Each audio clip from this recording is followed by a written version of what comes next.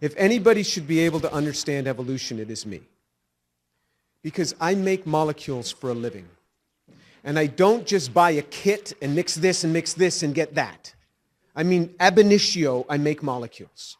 I understand how hard it is to make molecules.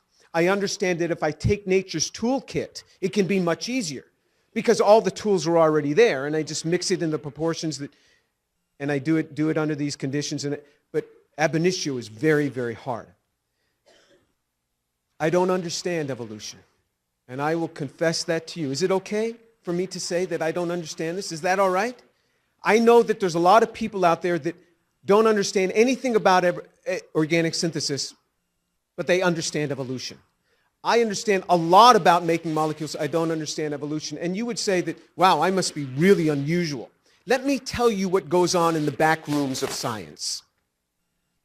With National Academy members, with Nobel Prize winners, I have sat with them. And when I get them alone, not in public, because it's a scary thing if you say what I just said. And I say, do you understand all of this, where all of this came from and how this happens? Every time that I have sat with people who are synthetic chemists who understand this, they go, nope. These people are just so far off on how they believe this stuff came together. I have sat with National Academy members and Nobel Prize winners. Sometimes I will say, do you understand this?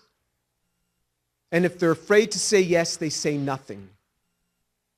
They just stare at me because they can't sincerely do it. I was once brought in by the dean of the department once, and many years ago, and he was a chemist, and he was kind of concerned about some things. I said, let me ask you something.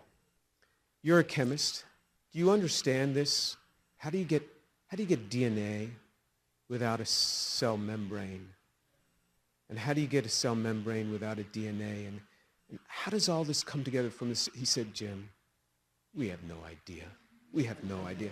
I said, isn't it interesting that you, the dean of